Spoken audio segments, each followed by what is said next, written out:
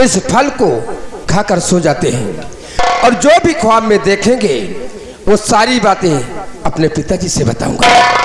अब चलता हूँ, इस फल को खाकर सो जाते हैं।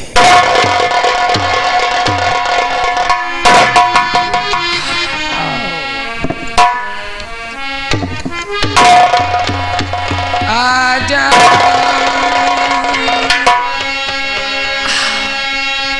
आजा आजा जिंदगी मैं तुझी पे लुटाऊंगी और मरी के ही तुझी को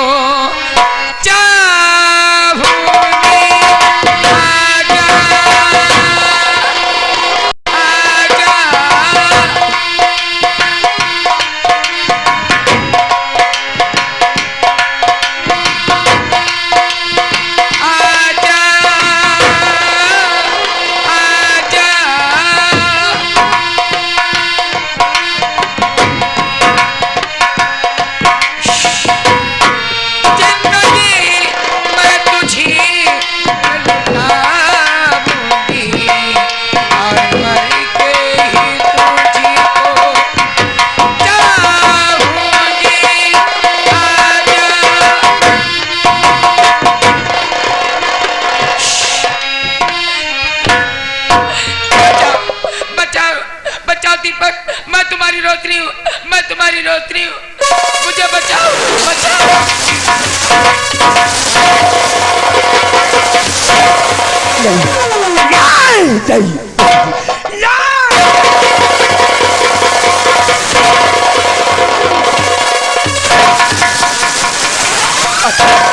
वो देखिए वो देखिए वो देखिए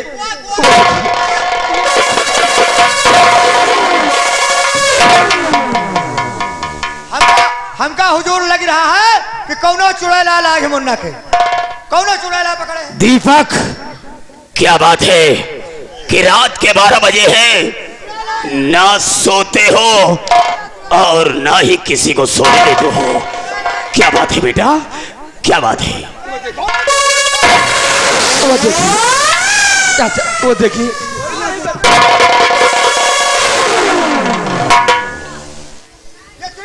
दीपक, मैं क्या हो गया मेरे लाल? यहाँ पर तो कोई नजर नहीं आ रहा है कुंवर। और किस कारण रोए कुंवर, बहे नयन जलधार, मत घबरालक तेज करे, मेरे जीवन प्राण आधार।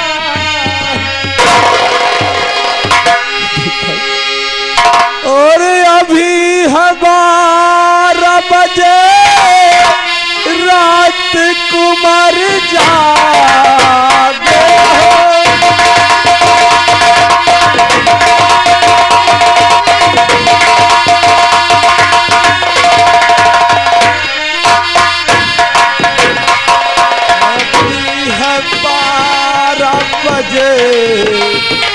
रात कुंवर जागे हो। और अपनी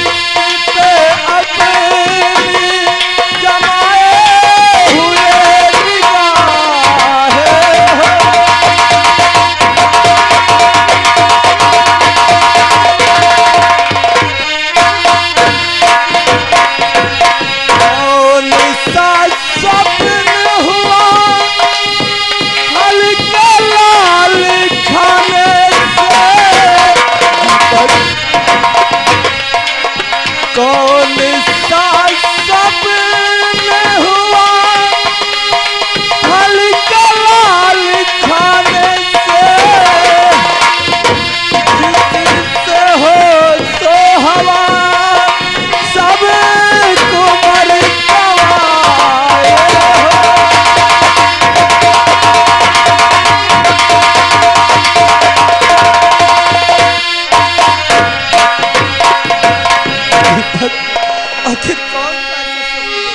पिताजी, मैं आपके हाथ जोड़ता हूँ और आपके पाँव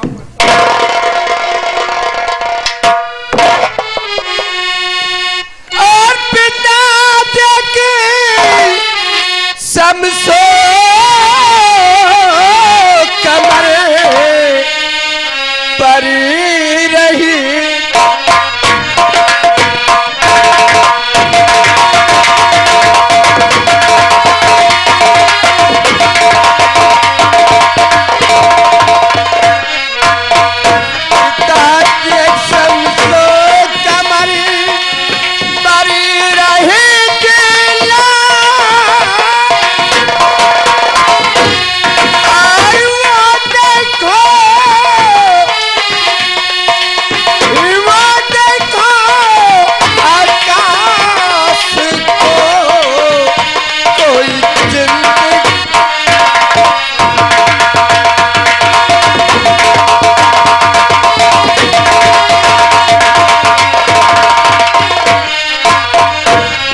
पापा, मैं आपके हाथ जोड़ता हूँ और आपके पाँव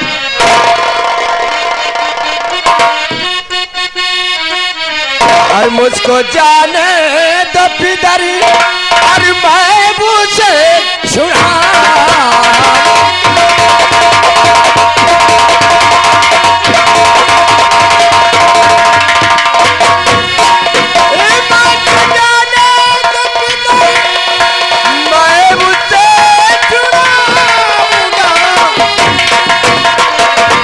अपने प्यारी के गले पापा, अपने प्यारी के गले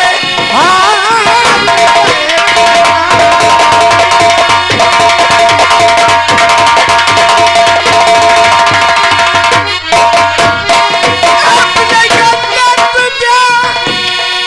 रस्म को निभाऊंगा और चमकते चांद को चमकते चांद को मैं जमीला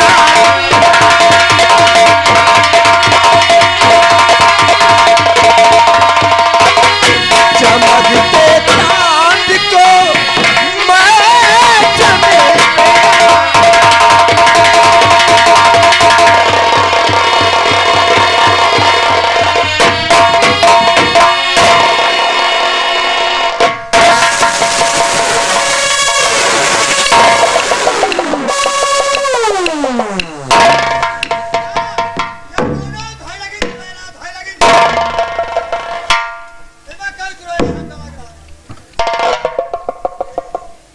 मंत्री कांता,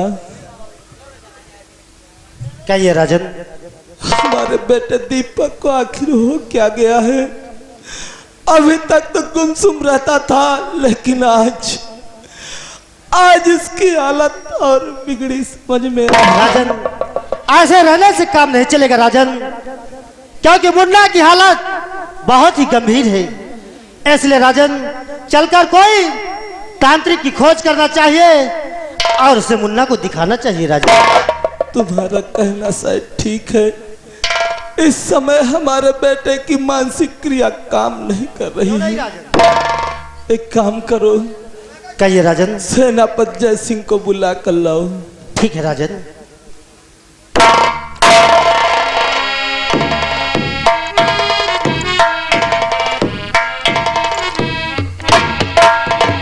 महाराज, आज अचानक सीमा सरहद से राज दरबार बुलाने का कारण क्या है? सेनापति जय सिंह, हमारे बेटे दीपक को देखो, ये अचानक बातें करते करते बेहोश हो गया और जब होश में था तो बार बार भागने की कोशिश कर रहा था। हमारे तो समझ में नहीं आ रहा था किस गंधर्व ब्याह की बात कर रहा है, न जाने किस परी की बात कर रहा है। हमें ऐसा एहसास होता है कि जैसे हमारे बेटे दीपक की मानसिक क्रिया ठीक नहीं है। महाराज, सेनापति जय सिंह के लिए आदेश क्या है? जय सिंह, हम अपने बेटे के इलाज के खातिर किसी तांत्रिक की खोज में जानना चाहते हैं ताकि हमारे बेटे दीपक के मानसिक क्रिया को मोड़ा जा सके, और हम तुम्हें यहाँ तैनात करते हैं ताकि हमारा बेटा होश में आए तो यहाँ से कहीं भाग न सके।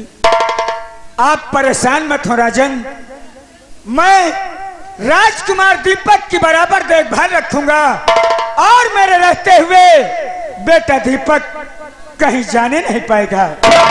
सेनापति जय सिंह, हमें तुम पे भरोसा है, इसीलिए मैंने ये काम तुम्हें सौंपा है। लेकिन जाते जाते मैं यही कहना चाहूंगा कि हमारे बेटे की देखभाल अच्छी तरह से करना। अगर वो होश में आए तो यहाँ से कहीं जाने ना पाए। ठीक है महाराज, आप परेशान मत हो, मैं समझता हूँ संसार में सबसे बड़ा गम औलाद का होता है महाराज। मैं राजकुमार दीपक की बराबर ख्याल रखूंगा, मेरे रहते हुए ये कहीं नहीं जाने पाएगा। मंत्री कांता सिंह और छोटे भाई प्रताप सिंह, आप लोग हमारे साथ आए।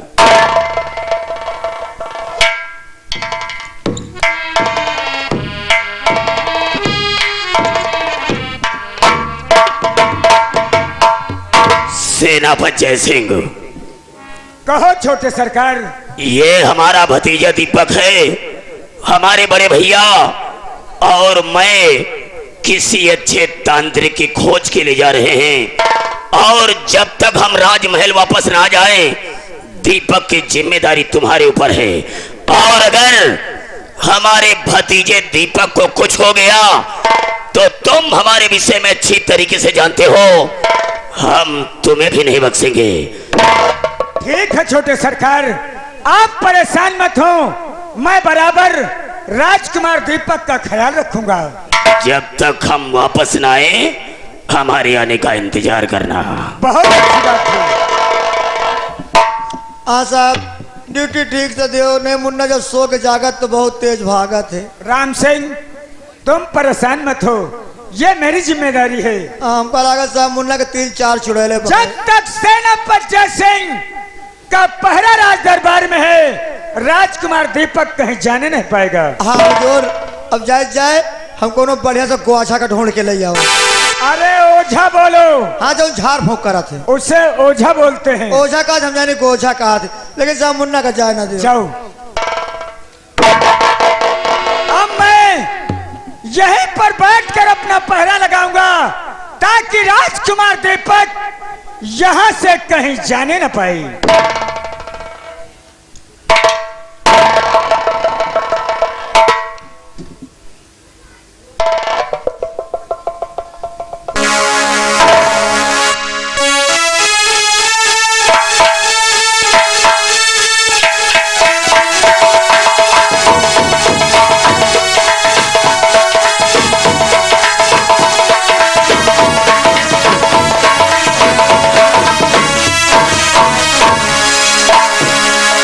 भगवान, आज क्या बात है, जैसे इस बीन की आवाज हमारे कानों में गूंजती है, मुझे नींद सी आती है, लेकिन महाराज का आदेश है, मैं उनकी आज्ञा का पालन करूंगा और मेरे रहते हुए राजकुमार दीपक कहीं जाने नहीं पाएगा।